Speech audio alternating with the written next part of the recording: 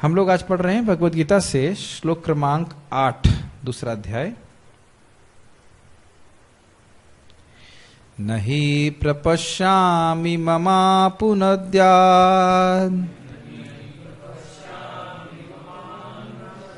यच्छोकमुच्छोषणमिन्द्रियाणाम् अवाप्य भूमा वसपत्नमृद्धम् राज्यं सुराणामपि चाधिपत्यम्। पश्य का अर्थ होता है देखना। प्रपश्यामि मतलब मैं नहीं देख पा रहा हूं। नहीं प्रपश्यामि मैं नहीं देख रहा हूं। क्या नहीं देख रहे हैं? मम अपनुद्यात उच्छोकमुच्छोषण इंद्रियाणाम, मेरे इंद्रियों को सुखाने वाले इस शोक को दूर करने का कारण। इस मृदंग को थोड़ा सा साइड में रखेंगे तो अच्छा रहेगा। अनफॉर्चुनेटली मृदंग क्लास नहीं सुन सकते। तो क्या नहीं देख पा रहे हैं? ये जो मेरा शोक उपस्थित हुआ है, जो मेरी इंद्रियों को सुखा रहा है, इसको मैं दूर करने का उपाय नहीं देख पा रहा हूं।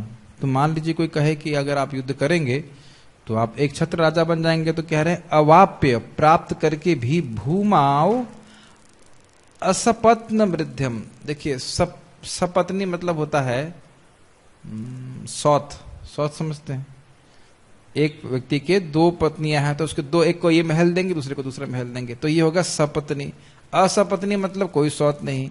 तो असपत्न रिद्धम, समृद्ध समझते हैं आप? समृद्ध समझते हैं ना? तो कहते हैं ऐसा समृद्ध राज्य जो असपत्नी है, अर्थात सत्व नहीं है। इसका अर्थ ये होगा कि मेरे को राज्य किसी से डिवाइड नहीं करना पड़ेगा। एक छत्र राज्य प्राप्त होगा, तो भूमि पे अगर मुझे एक छत्र राज्य भी प्राप्त हो जाए युद्ध करके, तो भी ये शोक नहीं जाएगा। और कह रहे हैं सुराणाम अभी चाधिपत्यम, अगर मैं मर जाता हूं या पुण्य प्राप्त करके मुझे अगर स्वर्ग की प्राप्ति होगी, तो भी मेरा ये शोक नहीं जाएगा। तो युद्ध करने से क्या फायदा? मेरा शोक तो खत्म नहीं होगा। ये अर्जुन बोल रहे हैं। मुझे ऐसा कोई साधन नहीं दिखता जो मेरी इंद्रियों को सुखाने वाले इस शोक को दूर कर सके। ये इंद्रियों को सुखाने का अर्थ समझ रहे थे? आपके पास फोन नहीं है? अच्छा ठीक है। तो इंद्रियों को सुखाने का अर्थ आप याद है? उनका हृदय में दुर्बलता का अनुभव कर रहे थे, गला सूख रहा था, बैठ गए थे, हाथ कंपा रहे थे, सारी इंद्रियां जो है दुर्बल हो रही थी। यस, स्वर्ग पर देवताओं के आधिपत्य की तरह इस धन धान्य संपन्न सारी पृथ्वी पर निष्कंटक राज्य प्राप्त करके भी मैं इस शोक को दूर नहीं कर सकूंगा। क्या शोक था उनको? कि मैं अपने गुरुओं का ही वध कर रहा हूं, ये बहुत बड़ा पाप है।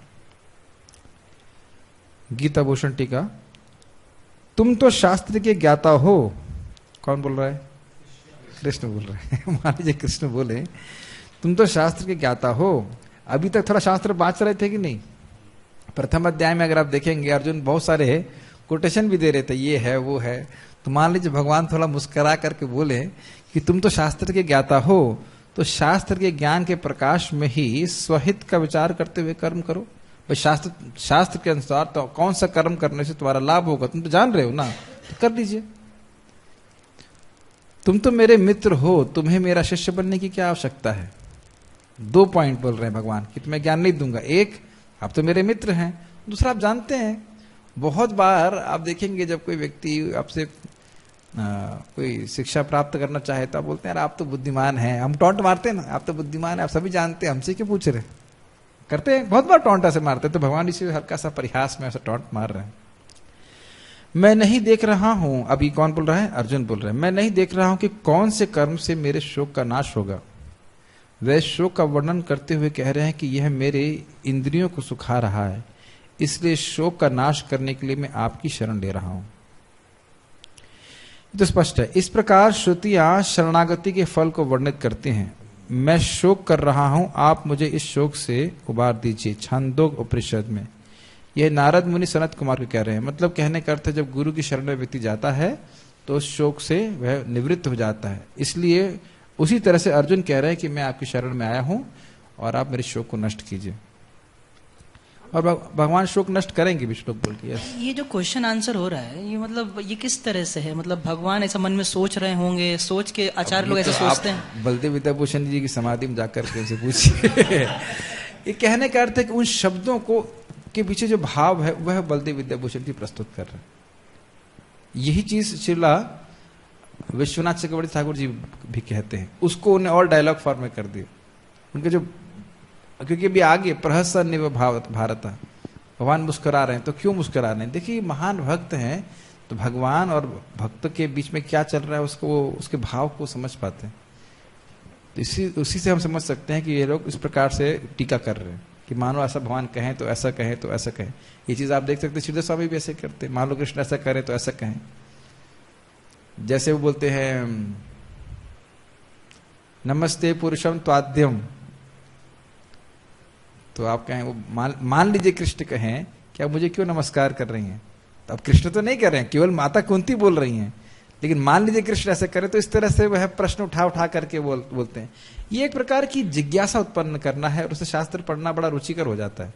ये आचार्यों का स्टाइल ही है कि कुछ जहां डायलॉग में कर देंगे, स्पेशली श्रीधर स्वामी, विश्वनाथ चक्रवर्ती ठाकुर, यहाँ पर बलदेव विद्याभूषण जी को हम देख रहे हैं कि वो प्रश्न उठाते हैं, और प्रश्न उठाकर बोलते हैं अच्छा अब मान लीजिए अगर भगवान ऐसा कहें तो ये शब्द ये कहा जा रहा है।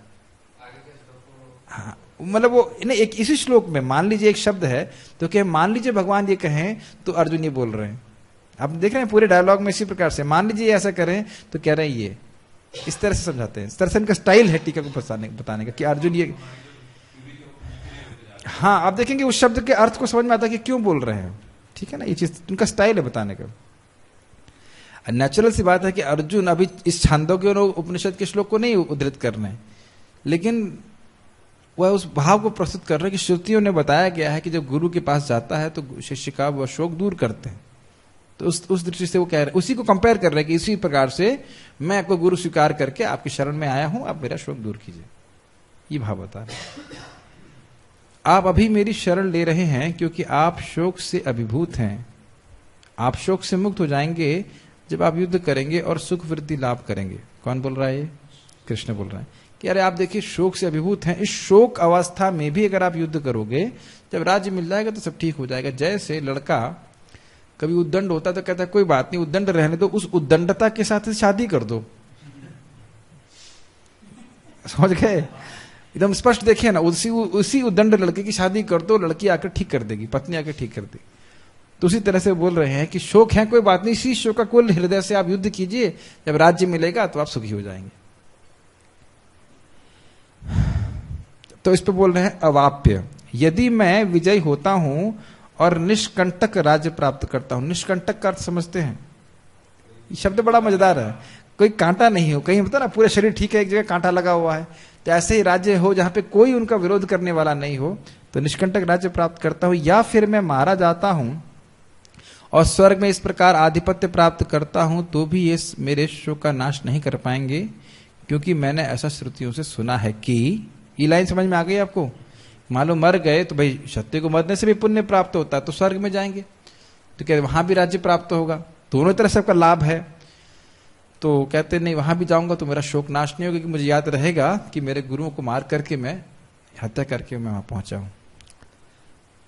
तद यथेह कर्म जितो लोकः शीयेत एवं एवामुत्र पुण्य जितो लोकः शीयते। कर्म के द्वारा प्राप्त लोक का क्षय हो जाता है और पुण्य के द्वारा प्राप्त लोक का भी क्षय हो जाता है। ये लाइन समझ में आ रही है कंटेक्स्ट? कि कृष्ण को ये बोल रहे हैं कि ये जो महान पाप होगा मेरे गुरुओं को वध करने से, उससे मुझे ये जो लाभ मिल रहे हैं वो तो बहुत क्षणिक है। जो राज्य है उसका क्षय हो जाएगा और स्वर्ग भी नष्ट हो जाता है, ऐसा मैंने उपनिषद से सुना है। देखिए ध्यान देना चाहिए कि अर्जुन को शास्त्र का ज्ञान था बहुत, और उसके आधार पर भी वो बातें चल रही हैं। ये सूक्ष्मता आप समझ पा रहे हैं? अर्जुन को शास्त्र ज्ञान है और इसीलिए इस वक्त वो कोट कर रहे हैं कि वो जान रहे हैं कि राज्य का क्षय हो जाता है और पुण्य से किए गए स्वर्ग की प्राप्ति भी क्षय हो जाती है। तो इस क्षय होने वाले सुख के लिए मैं इतना महान पाप करूंगा, अपने गुरुओं की हत्या करूंगा, तो यह मुझे ये सब चीजें मेरे शोक का नष्ट नहीं करने वाली। उससे पहले कि हम आगे बढ़े कि हम प्रश्न करेंगे, कल के लेक्चर के संबंधित में एक क्विज है। क्विज ये है कि सुनिश्चित श्रेय का अर्थ क्या था। भगवान से अर्जुन ने पूछा था कि आप सुनिश्चित रूप से मुझे बताइए कि मेरे लिए सुनिश्चित श्रेय क्या है। किसी को याद है? मतलब इसका फल मिले ही मिले। यस, यानी एक ऐसा अभ्यास बताइए जो एकांतिक हो, मतलब वो लाभ देख के ही माने, और इसका फल का कभी खत्म ना हो। यस, आत्यंतिक लाभ हो। आत्यंतिक लाभ अर्थात वह स्थायी होना चाहिए, स्वर्ग की तरह नहीं होना चाहिए। और अद्भुत बात यह है कि अगर आप उस प्रश्न को देखेंगे तो आप कभी नहीं सोच सकते कि भगवान भगवत धाम जाने के बारे में बताएंगे। हाँ, लेकिन ये श्लोक आप अगर आप सेकंड अध्याय को पढ़ रहे हैं और उस श्लोक को देखेंगे तो आप कभी नहीं सोचेंगे कि भगवान का ये प्लान क्या है। एक एक शब्द जो अर्जुन के मुंह से बाहर आ रहा है वह भगवान की प्रेरणा से बाहर आ रहा है, ये ध्यान दीजिएगा। ये मत सोचिएगा कि अर्जुन अपने से प्रश्न कर रहे हैं। ये पूरी भगवत गीता में आप जरूर ध्यान रखेंगे कि एक एक शब्द जो अर्जुन के मुंह से बाहर आ रहा है वह भगवान के द्वारा कंट्रोल कर रहे हैं। भगवान ही उनको मुंह में डाल रहे हैं, भगवान ही ऐसे उनसे प्रश्न निकलवा रहे हैं ताकि हम उसका उत्तर दिया जा सके। क्या अर्जुन को पता नहीं था कि भगवान का भक्त बनने से, भगवान को प्रणाम करने से और भगवान की पूजा करने से भगवत प्राप्ति होती? और क्या उन्हें भगवत प्राप्ति करने की जरूरत है? वो तो ऑलरेडी भगवत प्राप्त है। तो सारी शिक्षा उनको नहीं दी जा रही, उनके माध्यम से हमको दिया जा रहा है। एक एक लाइन, और इसको रामानंद राय जी कहते हैं, मैं तो वीणा की तरह हूं, आप बजाने वाले हो। ठीक है? मोह डाला में, इसीलिए मोह में डाला गया था कि वो, और डालने के बाद प्रश्न भी उनसे ऐसे करवा रहे हैं बहुत। हाँ, मैं ये बोल रहा हूं, अभी पूछेंगे युद्ध में दूसरे अध्याय में बोल रहे हैं स्थिति प्रज्ञा की क्या लक्षण होता है, क्या मतलब है इसका बताइए? कोई मतलब ही नहीं इसका। युद्ध करने के लिए क्या मतलब है? लेकिन बहुत, इसीलिए बहुत एक गुह्य ग्रंथ है। भगवान स्वयं प्रेरणा देकर के जो मानव जीवन जाति के लिए सबसे ज्यादा हितकर है वह बुलवाएंगे अर्जुन के द्वारा, एकदम निष्कर्ष कर देंगे। बहुत अद्भुत भगवान की लीला है। ठीक है, ऐहिक और पारत्रिक सुख। ऐहिक मतलब इस जगत का, पारत्रिक मतलब स्वर्ग का। कुछ कुछ टर्म्स हैं जो आप देखते हुए चलिए। आप स्मार्टफोन नहीं लेके आए? एक ही फोन है? अच्छा। ये प्रश्न भगवान ने, कृष्ण ने अर्जुन से नहीं कहा तुम स्मार्टफोन ही लेके आए। तुम्हें गीता कैसे दूंगा? ठीक है। ओके, ऐहिक और पारत्रिक सुख जो युद्ध करने से मुझे प्राप्त होगा वह मेरे सुख का नाश नहीं कर पाएगा, इसलिए कृपया मुझे बताइए कि युद्ध किस प्रकार मेरे लिए लाभप्रद होगा। तो यानी कि उनको कुछ छोटा मोटा लाभ नहीं चाहिए था, पूर्ण लाभ चाहिए। अनुभव कृष्ण प्रभु तात्पर्य पढ़िए प्रभुपाद जी को। यद्यपि अर्जुन धर्म तथा सदाचार के नियमों पर आधारित अनेक तर्क प्रस्तुत करता है, किंतु ऐसा प्रतीत होता है कि वह अपने गुरु भगवान श्री कृष्ण की सहायता के बिना अपनी असली समस्या को हल नहीं कर पा रहा। वह समझ गया था कि उसका तथाकथित ज्ञान उसकी उन समस्याओं को दूर करने में व्यर्थ है जो उसके सारे अस्तित्व शरीर को सुखाए दे रही थी। स्पष्ट है, शोक हो रहा था, इससे इंद्रियां सूख रही थी। यस, उसे इन उलझनों को भगवान, ऐसे आप समझ लीजिए, मान लीजिए आपको दुख हो रहा है और आप डॉक्टर के पास जाएं, फिर आप बताएं मुझे लगता है ये मेडिसिन ठीक है, वो मेडिसिन ठीक है, ये मेडिसिन ठीक, मैंने ये ट्राई किया है, वो ट्राई किया है, तो फिर डॉक्टर के पास क्यों गए? और हो सकता है डॉक्टर आपका मित्र भी हो। जैसे हमारे एक ब्रह्मचारी होम्योपैथिक डॉक्टर हैं, अब भले ही मैं वैसे मैनेजरली मैं उनका इंचार्ज हूं, लेकिन जब मैं उनके पास जाता हूं तो मैं बोलता हूं ये मेरी बीमारी है, दवा बताइए। और मान लीजिए फिर वो मजाक करना चालू करते हैं, आप तो हमारे इंचार्ज हैं, आपके अंडर में हम रह रहे हैं, आपको क्या बताऊंगा? तो नहीं, मेरा वो जो भी ज्ञान है मेरे इस बीमारी को ठीक करने के लायक नहीं है, आपकी शरण में आऊं, आप बताइए डॉक्टर आप हैं। उसी तरह से चल रहा है। यस, उसे एक और समझ देना चाहिए कि अर्जुन की बहुत ज्यादा मित्रता थी भगवान कृष्ण से, साथ में सोते भी थे कृष्ण के। तो ये इतना ज्यादा घनिष्ठ मित्रता के बाद गुरु रूप में स्वीकार करना, ये एक बहुत अद्भुत बात है। थोड़ा भाव में भी प्रवेश करना चाहिए अर्जुन के किस तरह से। एक बात अद्भुत लगती है कि अर्जुन को पता है कि ये भगवान है, फिर भी मित्रता है। ये एक बहुत अद्भुत बात है। फिर जब सोते होंगे तो बोलते भी आगे, सोते होंगे तो टांग भी लग जाती होगी। सोने का मतलब इतना नहीं कि कृष्ण ऊपर सो रहे हैं वो नीचे सो रहे हैं। हाँ बंक या फिर बंक बेड में सो रहे हैं, कृष्ण ऊपर सो रहे हैं नीचे।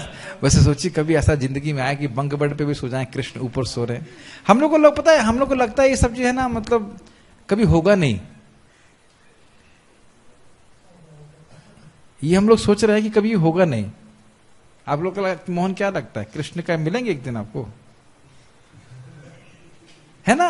हमने सोच ही नहीं रहा है कि हाँ मतलब हाँ, ये भी लगता है कि इस जन्म, ये भी सत्य बात है, लगता है कि जन्म में नहीं मिलेंगे, कई जन्म के बाद में नहीं मिलेंगे। लेकिन अगर विश्वास हो गया कि कृष्ण मिलेंगे तो फिर आदमी हर क्या कहते हैं, रेडी टू पे एनी प्राइस, हर कीमत अदा करने के लिए तैयार रहेगी, चुकाने के लिए तैयार रहेगी। एक बहुत अद्भुत बात है कि हम ऐसे पथ पे आ गए हैं कि अब वह पथ कृष्ण पे जाके ही रुकेगा, उससे पहले नहीं रुकने वाला। अब वो, और क्या कहते हैं ना, ओखली में सर दे दिया तो मूसल से क्या डरना। अब जो भी तपस्या करनी है करने के लिए व्यक्ति को तैयार रहना चाहिए। कह रहे बहुत जब भी इस पर बात करेंगे ना अर्जुन और कृष्ण के बारे में, तो बड़ा अद्भुत भावना आती है कि साक्षात कृष्ण से बात कर रहे हैं। अमेजिंग है। और वही कृष्ण मात्र 500 साल पहले महाप्रभु के रूप में आए, मतलब कृष्ण हैं। ऐसा नहीं कि कृष्ण नहीं है, वही 500 साल पहले आए ना। महाप्रभु को तो हिस्ट्री में भी पढ़ते हैं कि महाप्रभु आए थे, हम शास्त्र से जान रहे हैं कि महाप्रभु कृष्ण वही व्यक्ति है। आपको कहेंगे इसमें कौन सी बड़ी बात है? ये बहुत बड़ी बात है कि विश्वास होना कि कृष्ण है। इतना आसान नहीं है। लोग थ्योरी जानना और विश्वास होना कि कृष्ण है, बहुत अंतर है इसमें।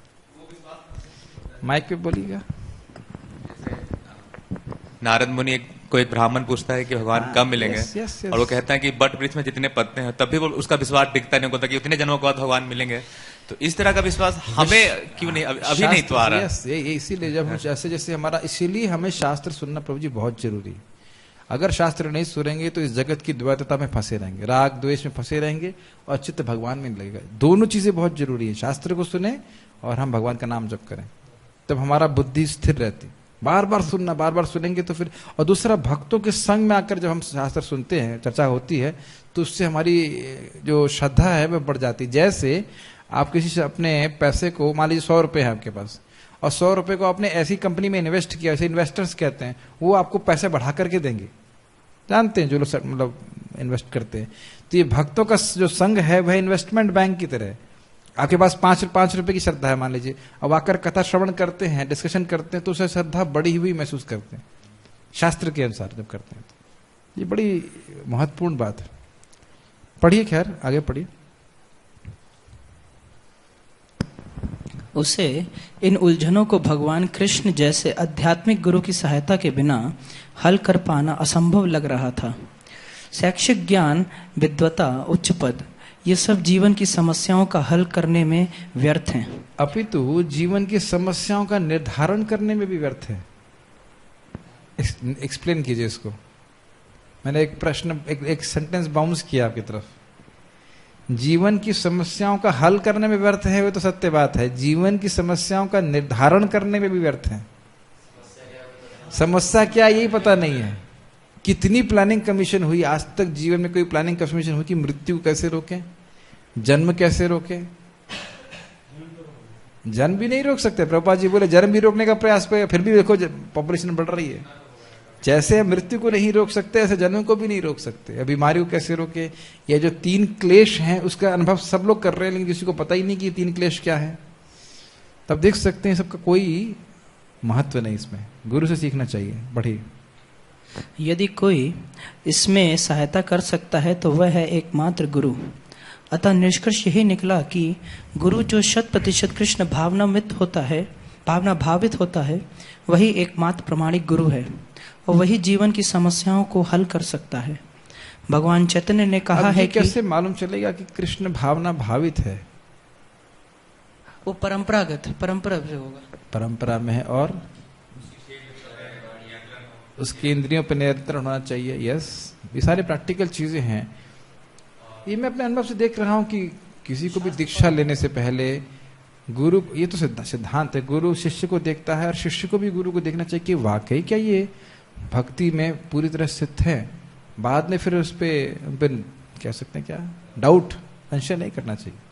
अच्छे से देख लो, जांच लो कि हाँ कि वाकई ये कृष्ण भक्ति में स्थित है कि नहीं। लेकिन ये नहीं कह सकते कि प्रभुपाद जी से दीक्षा ले लेंगे। ये नहीं कह सकते कि प्रभुपाद जी से दीक्षा ले लेंगे। प्रभुपाद जी आखिरी कृष्ण भावना भावित गुरु थे और उसके बाद कोई नहीं, उनकी फोटो रखेंगे और दीक्षा ले लेंगे। क्यों करेंगे पता? क्योंकि प्रभुपाद जी कभी कान नहीं उमटने वाले। ये सबसे बड़ी प्रॉब्लम है। किसी भी गुरु के पास जाएंगे तो कभी वो डांट भी लगाएंगे, फोटो का भी डांट नहीं लगाती, इसलिए फोटो से दीक्षा लेना अच्छा है। लेकिन हम जब गलत करेंगे तो कोई सिखाएगा भी नहीं। पढ़िए। कि विज्ञान में दक्ष हो, कृष्ण तत्व वेता हो, चाहे वह जिस किसी जाति का हो, वही वास्तविक गुरु है। कि बा विप्र कृपा न्यासी, शुद्ध के न न्याय, यही कृष्ण तत्व वेता से ही गुरु है। कोई व्यक्ति चाहे वह विप्र वैदिक ज्ञान में दक्ष हो, निम्न जाति में जन्मा शूद्र हो या कि सन्यासी, यदि कृष्ण के विज्ञान में दक्ष कृष्ण तत्व वेता है तो वह यथार्थ प्रमाणिक गुरु है। चेतन में मध्य। ठीक है, प्रभुपाद जी कितने सुंदर तरीके से अब उसको लेके जा रहे हैं कि वाकई गुरु का मतलब क्या है और गुरु कौन से व्यक्ति को गुरु स्वीकार कर लेना चाहिए। जैसे महाराज जी कई बार बोलते हैं कान फुकाऊ गुरु। कान फुकाऊ गुरु जानते हैं आप लोग? कान फुकाऊ मतलब बस जैसे मान लीजिए मोबाइल होना चाहिए, हारमोनियम होना चाहिए, तो हम गुरु भी कर लेना चाहिए। लेकिन गुरु कान में फूंक देगा कुछ मंत्र, कुछ ज्ञान नहीं देगा। तो इस प्रकार का गुरु जो है व्यक्ति को स्वीकार नहीं करना चाहिए। माइक पे बोलिए। एक बार मेरे चाचा जी ने एक गुरु बनाया था, तो गुरुजी ने बोला भी तेरे को 2 चीज छोड़नी है। हाँ। तो मेरे चाचा ने दारू तो छोड़ी नहीं, हाँ। घिया खाना छोड़ दिया, लौकी छोड़ दी। भी लौकी मेरे को अच्छी नहीं लगती, लौकी छोड़ देता हूँ। और एक बैंगन की सब्जी छोड़ दी। तो देखिए, लौकी और बैंगन छोड़ दिया लेकिन दारू नहीं छोड़ी। तब बताइए कि ऐसे गुरु स्वीकार करने से क्या फायदा। और अद्भुत बात है कि गुरु भी नहीं बता रहा है कि तुम शराब पियोगे तो नरक जाओ। पता ही नहीं कि क्या छोड़ना है, माया को नहीं छोड़ने के दे रहे। तो इस प्रकार से कृष्ण तत्व वेता होना चाहिए। अतः कृष्ण तत्व वेता हुए बिना कोई भी प्रमाणिक गुरु नहीं हो सकता। वैदिक साहित्य में भी कहा गया है। यह श्लोक बहुत महत्वपूर्ण है, इस भक्तों को याद करना चाहिए इसको। षट्कर्म निपुणो विप्रो मंत्र तंत्र विशारदः अवैष्णवो गुरुर्न स्यात् वैष्णवः स्वपचो गुरुः। षट्कर्म निपुणो विप्रो, एक ब्राह्मण के लिए 6 प्रकार के कर्म होते हैं और वह उसमें कोई व्यक्ति पारंगत भी हो। मंत्र तंत्र विशारद, मंत्र में, तंत्र मतलब तांत्रिक पूजा नहीं, तंत्र मतलब उसके विधि विधान का पालन करने में बहुत विशारद है, बहुत बढ़िया भी है। लेकिन अगर वो अवैष्णव है, भगवान से विमुख है, ब्राह्मण है, परफेक्ट है ब्राह्मण, लेकिन भगवान से विमुख है, तो कहते हैं गुरु न स्यात्। ऐसे व्यक्ति को गुरु नहीं बनाना चाहिए। वैष्णव स्वपचो गुरु, वैष्णव जो है अगर कुत्ता खाने वाले घर के यहाँ भी पैदा हुआ है, ध्यान देना चाहिए कि वह स्वयं कुत्ता नहीं खाता है, लेकिन निम्न परिवार से भी पैदा हुआ है तो भी वह गुरु होना चाहिए। इस संबंध में बहुत एक सूक्ष्म बात है, बहुत सूक्ष्म बात है कि एक ब्राह्मण आपको धर्म करना सिखाएंगे ताकि इस जगत में आप श्रेष्ठ बन जाइए, और यह बात बोली जा रही है। लेकिन वैष्णव आपको ये सिखाएंगे कि जगत के बाहर कैसे निकला जाए। कितना अमेजिंग बात है, विचार कीजिएगा। प्रायः कोई ब्राह्मण के पास इसीलिए जाता है ना, बताइए कुछ हम पूजा पाठ कर लें कि हमारा कुछ बच्चा पढ़ाई में निकल जाए, ऐसा कुछ बातें करते हैं। तो वो ये जरूर सिखा सकते हैं कि कुछ धर्म करो ताकि तुम्हें अर्थ की प्राप्ति हो जाए, लेकिन वो ये नहीं सिखा पाएंगे अगर वो वैष्णव नहीं है कि तुम इस जगत से मुक्त कैसे हो सकते। ये बहुत बड़ा अंतर है। आप देख सकते हैं शुक्राचार्य जी इस मामले में स्पष्ट रूप से ऐसे ब्राह्मण हैं जो भौतिकता को बढ़ावा दे देते हैं। बड़ा स्पष्ट है, बहुत सूक्ष्म अंतर है। यस। विद्वान ब्राह्मण भले ही वह संपूर्ण वैदिक ज्ञान में पारंगत क्यों ना हो, यदि वह वैष्णव नहीं है या कृष्ण भावनामृत में दक्ष नहीं है तो गुरु बनने को पात्र नहीं है। किंतु शूद्र यदि वह वैष्णव या कृष्ण भक्त है तो गुरु बन सकता है। पद्म पुराण। संसार की समस्याओं जन्म, जरा, व्याधि तथा मृत्यु की निवृत्ति धन संचय तथा आर्थिक विकास से संभव नहीं है।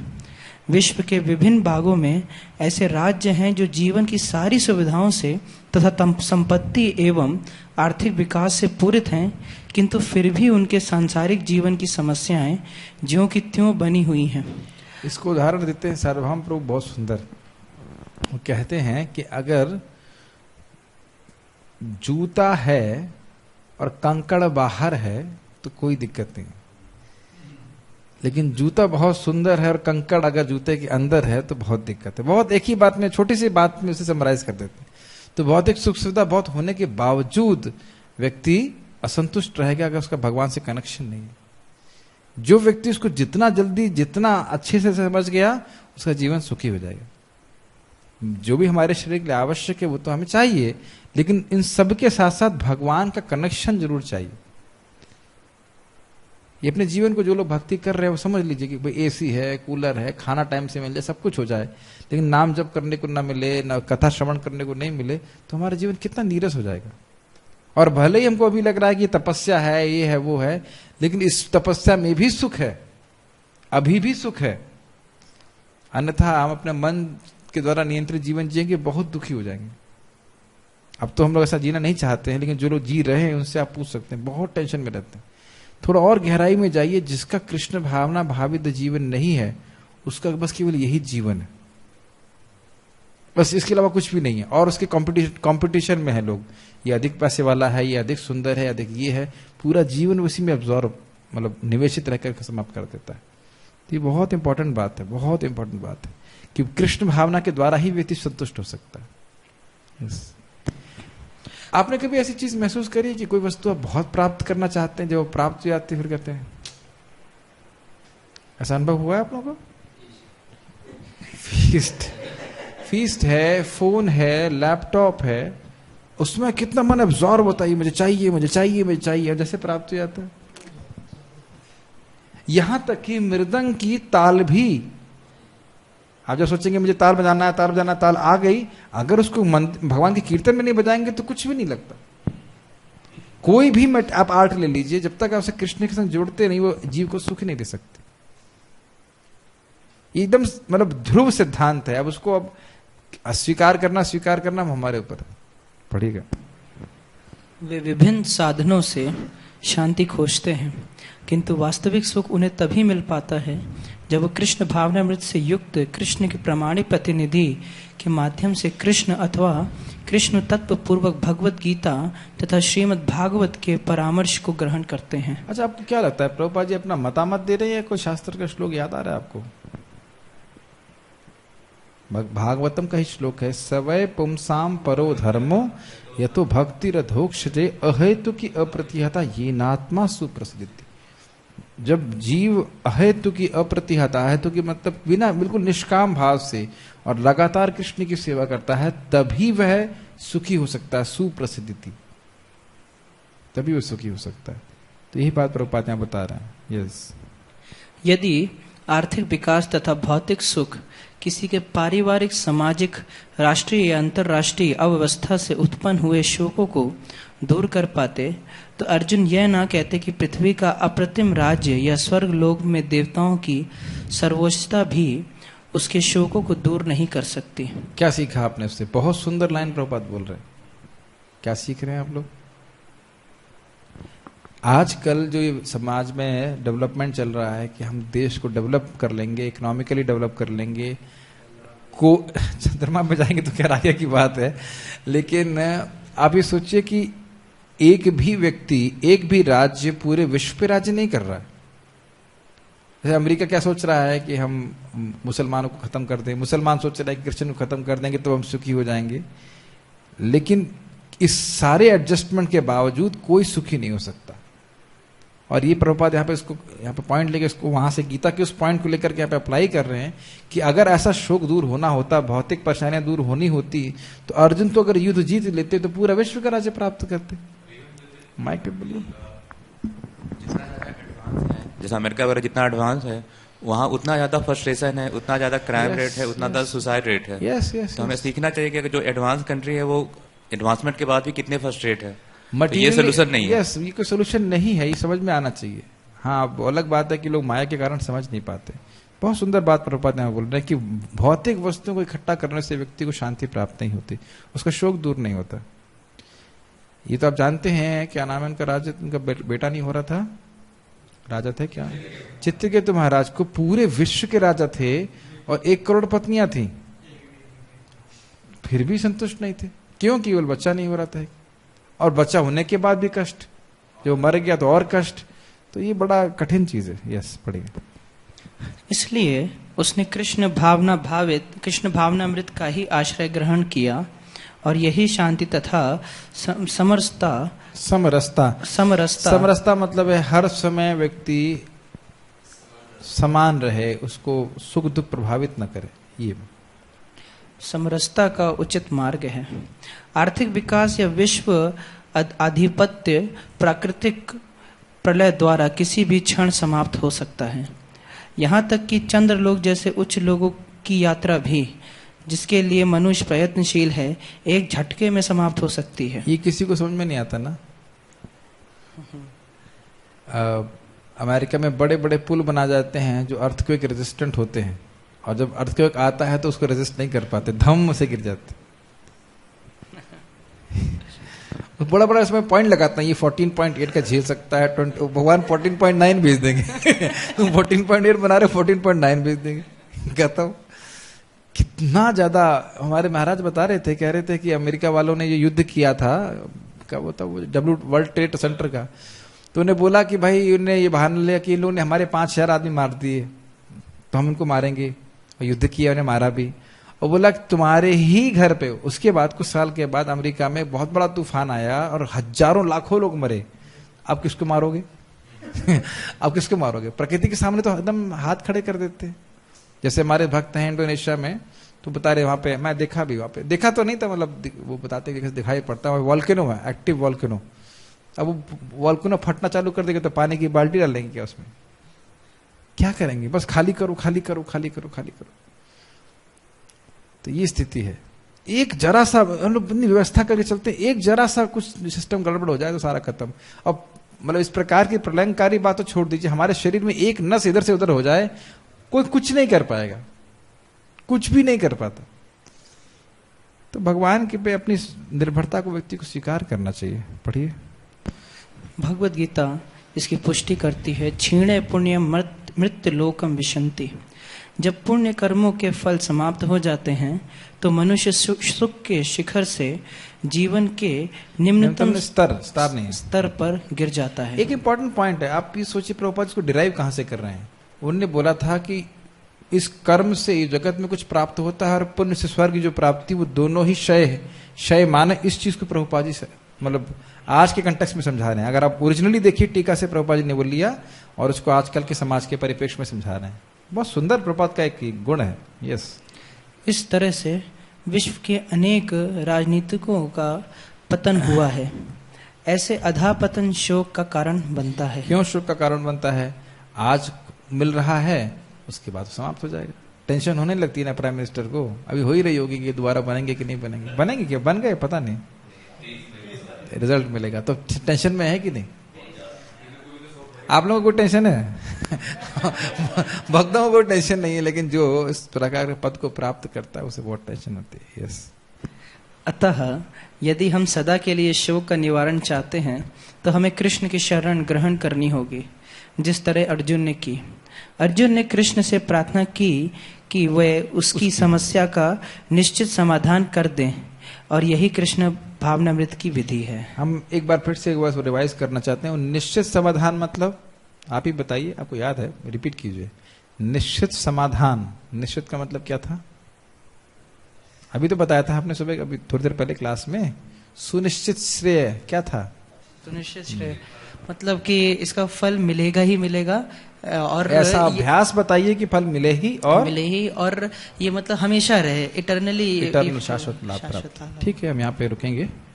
श्रीमद् भगवद गीता की जय। श्रील प्रभुपाद की जय।